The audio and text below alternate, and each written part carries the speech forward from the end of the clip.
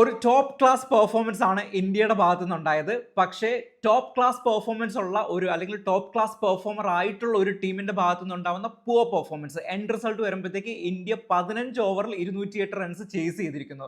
ഇതാണ് end result എന്ന് പറയുന്നത്. ന്യൂസിലാൻഡിന്റെ ഭാഗത്തു നിന്ന് ഒട്ടും എക്സ്പെക്ട് ചെയ്ത, പക്ഷേ അവർ വെൽ പ്രിപ്പയർഡ് ആയിട്ടാണ് രണ്ടാം T20 മത്സരത്തിൽ അവർ ഇറങ്ങിയത്. കാരണം അത് നിങ്ങൾക്ക് ആദ്യത്തെ 3 ഓവറിൽ നമ്മുടെ ന്യൂസിലാൻഡിന്റെ ബാറ്റിംഗിൽ നിന്നും മനസ്സിലാവും. അതോടൊപ്പം തന്നെ ആദ്യത്തെ 2 ഓവറിൽ ന്യൂസിലാൻഡിന്റെ ബൗളിംഗിൽ നിന്നും മനസ്സിലാവും.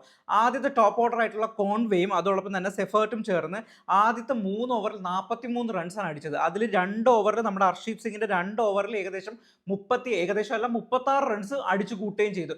ഇത് പെട്ടെന്നുണ്ടായ ഒരു കോൺഫിഡൻസ് ഹൈ ലെവലിലേക്കും, അതായത് നല്ല റൺസ് കയറ്റണം, ഒരു 230 അല്ലെങ്കിൽ 240 റൺസിലേക്ക് പോകത്തക്ക രീതിയിൽ കയറ്റണം. കാരണം ഇന്ത്യക്ക് 200 റൺസ് എന്ന് പറയുന്നത് ഇന്ത്യ ചേസ് ചെയ്യും, പ്രത്യേകിച്ച് ആ ഒരു പിച്ചിൽ എന്നുള്ളത് ഒരു കൃത്യമായിട്ടുള്ള ഒരു വെൽ കാൽക്കുലേറ്റഡ് പ്ലേയിങ്ങിലായിരുന്നു അവർ സ്റ്റാർട്ട് ചെയ്തത്. പക്ഷേ മൂന്നാമത് ഓവർ കഴിഞ്ഞതിന് ശേഷം 4-ാമതും 5-ാമതും ഓവറിലൂടെ കൃത്യമായി 2 വിക്കറ്റ് ടോപ്പ് പ്ലെയേഴ്സിനായ കോൺവേയും അതോടൊപ്പം തന്നെ സെഫേർട്ടിനെയും എടുത്തുകൊണ്ട് ഇന്ത്യ തിരിച്ചു വന്നു. അതിനുശേഷം ഇന്ത്യയിലേക്ക് കാര്യങ്ങളിൽ കുറച്ചും കൂടി കയ്യിലേക്ക് പോയി.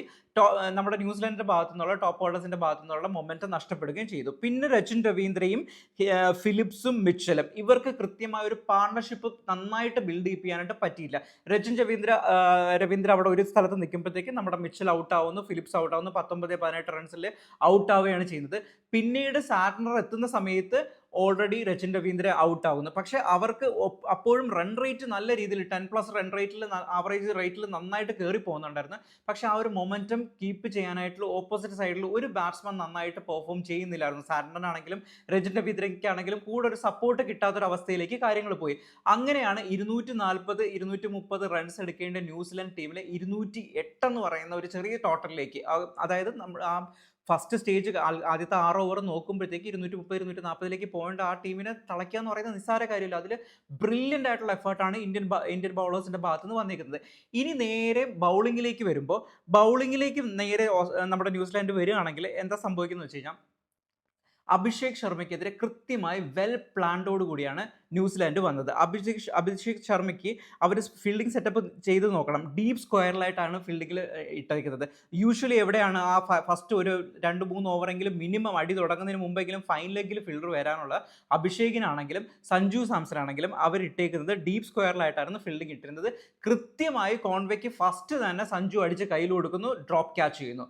ശ്രദ്ധിക്കണം, ഡ്രോപ്പ് ക്യാച്ച് ചെയ്യുന്നു. ന്യൂസിലാൻഡ് പോലുള്ള ഇത്രയും ടോപ്പ് ക്ലാസ് പെർഫോമർ ആയിട്ടുള്ള ടോപ്പ് ക്ലാസ് ടീമിൽ നിന്ന് നമ്മൾ ഒട്ടും എക്സ്പെക്ട് ചെയ്യാത്തതാണ്. ക്യാച്ച് ഡ്രോപ്പ് ചെയ്യുന്നു. അൺഫോർച്ചുനേറ്റ്ലി സഞ്ജു സാംസൺ അത്ര ഫോമിൽ അല്ലാത്തത് കൊണ്ട്, റീസെന്റ് പെർഫോമൻസിൽ സഞ്ജു സാംസൺ വളരെ വീക്കാണ്. ഫോമിൽ അല്ലാത്തത് നിൽക്കുന്നത് കൊണ്ട് തന്നെ സഞ്ജു സാംസൺ തൊട്ടടുത്ത ബോളിൽ തന്നെ അടിച്ച് കഴിച്ചു കൊടുക്കുന്നു. ഹെൻറിയും നമ്മുടെ ഡഫീൻ ചേർന്ന് ആദ്യത്തെ 2 ഓവറിൽ നിന്ന് 2 വിക്കറ്റ് ഈസി ആയിട്ട് എടുക്കുന്നു. അതിനുശേഷമാണ് നമ്മുടെ സൂര്യകുമാർ യാദവും ഇഷാൻ കിഷനും തമ്മിൽ ബാറ്റിംഗ് തുടങ്ങുന്നത്.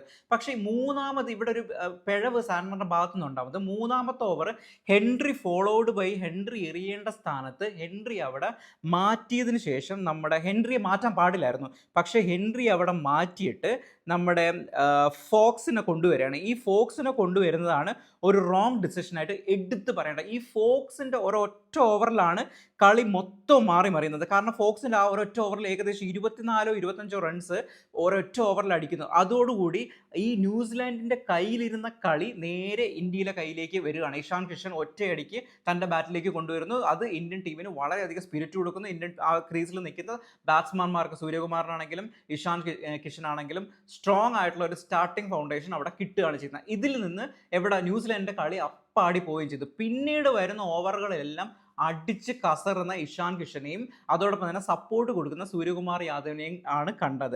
അതിനുശേഷം നിങ്ങൾക്കറിയാം ബാക്കിയെല്ലാം ചരിത്രമാണെന്നുള്ളത്. ഇഷാൻ കിഷന്റെ ടോപ്പ് ക്ലാസ് പെർഫോമൻസ് അല്ലെങ്കിൽ എക്സ്ട്രാ ഓർഡിനറി പെർഫോമൻസ് എന്നൊക്കെ പറയുന്ന 76 റൺസും അതോടൊപ്പം തന്നെ അതിനുശേഷം ഇഷാൻ കിഷൻ ഒന്ന് സെറ്റിൽ ആയതിനു ശേഷം സൂര്യകുമാറും നല്ലോണം അടികൂടിയായിരുന്നു. അതിനുശേഷം 82 റൺസ് സൂര്യകുമാർ എത്തിയതിന് തന്നെ ഒരു 2 ഡ്രോപ്പ് ക്യാച്ച് ഈസി ആയിട്ട്, ഒന്ന് സാറ്റർഡേ ഭാഗത്തു നിന്നൊക്കെ അവരുടെ ക്യാപ്റ്റന്റെ ഭാഗത്തു നിന്നൊക്കെ വിട്ട ഡ്രോപ്പ് ക്യാച്ച് ഉണ്ടല്ലോ, ഒരു കാരണവശാലും, കാരണം നമ്മൾ കണ്ട ക്രിക്കറ്റിൽ കളിക്കുന്ന ക്യാച്ച് വിടുന്ന പോലെ ആയിട്ടാണ് തോന്നിയത്. ഒട്ടും ഒരു സ്റ്റാൻഡേർഡും ഒരു പ്രൊഫഷണലിസവും ന്യൂസിലാൻഡിന്റെ ഭാഗത്ത് നിന്ന് ആ ക്യാച്ച് ഡ്രോപ്പിലൂടെ തോന്നിയിട്ടുണ്ടായിരുന്നില്ല. ഇൻ ടോട്ടൽ ഈസിയായി 15 ഓവറിൽ നമ്മുടെ ന്യൂസിലാൻഡിനെ ഇന്ത്യ 8 നിലയിൽ പൊട്ടിച്ചു എന്ന് വേണം പറയാൻ. കാരണം ഈസി ആയിട്ട് ചേസ് ചെയ്തു പോയി.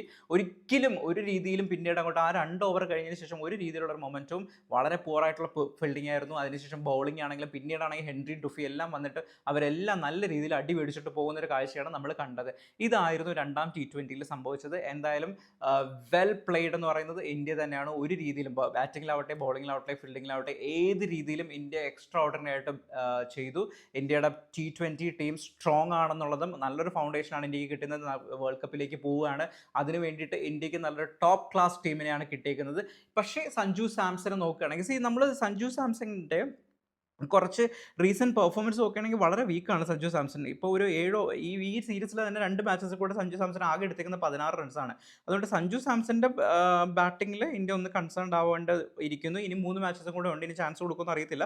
കൊടുക്കുകയാണെങ്കിൽ സഞ്ജു സാംസൺ തിരിച്ചു വന്നു കഴിഞ്ഞാൽ സഞ്ജു സാംസന് കൊള്ളാം. സഞ്ജു സാംസൻ്റെ ഒരു ലാസ്റ്റ് 5 മാച്ചസ് എടുക്കണമെന്ന് എനിക്ക് ആഗ്രഹം ഉണ്ടായിരുന്നു. എന്തായാലും വേറൊരു വീഡിയോ ആയിട്ട് ഞാൻ സഞ്ജു സാംസൻ്റെ ഇതിടുന്നതായിരിക്കും. എന്തായാലും ഇതൊക്കെയാണ് ഇന്നത്തെ രണ്ടാം T20 മത്സരത്തിൽ സംഭവിച്ചിരിക്കുന്നത്. പക്ഷേ still I M expecting that New Zealand ഒരു കംബാക്ക് നടത്തും. കാരണം വൺ ഡേയിൽ നമ്മൾ കണ്ടതാണ് അവർ കംബാക്ക് നടത്തിയത്. അതുകൊണ്ട് തന്നെ T20യിലും അവർക്ക് കംബാക്ക് നടത്തേണ്ട ഒരു ടീം തന്നെയാണ്. കാരണം അവർ വെൽ പ്രിപ്പയർഡ് ആവും. പക്ഷേ എന്തുവാണ് ഇത്തവണ അഭിഷേക് ശർമ്മയ്ക്ക് പഠിച്ചു സിലബസിലാത്ത പെട്ടെന്ന് ഇഷാൻ കിഷൻ കയറി വന്നു. ആ ഒരു പെട്ടെന്നൊരു കൺഫ്യൂസ്ഡ് ആയി ചുമ്മാ തമാശ പറയുന്നതാണ്. അങ്ങനെ വന്നതാണ് സംഭവം. എന്തായാലും 3 മാച്ചസാണ് ഇനി റിമൈനിങ് ഉള്ളത്. ന്യൂസിലാൻഡ് കംബാക്ക് നടത്തൂല്ല എന്നുള്ളത് നമുക്ക് കാത്തിരുന്ന് കാണാം. എന്തായാലും ഇന്ത്യയുടെ മാസീവ് വിക്ടറി തന്നെയാണ്. വീഡിയോ ഇഷ്ടപ്പെട്ടെങ്കിൽ ലൈക്ക് ചെയ്യണം. അതോടൊപ്പം തന്നെ ചാനൽ സബ്സ്ക്രൈബ് ചെയ്യാൻ മറക്കരുത്. അടുത്ത വീഡിയോ ആയിട്ട് വീണ്ടും കാണാം. ബൈ.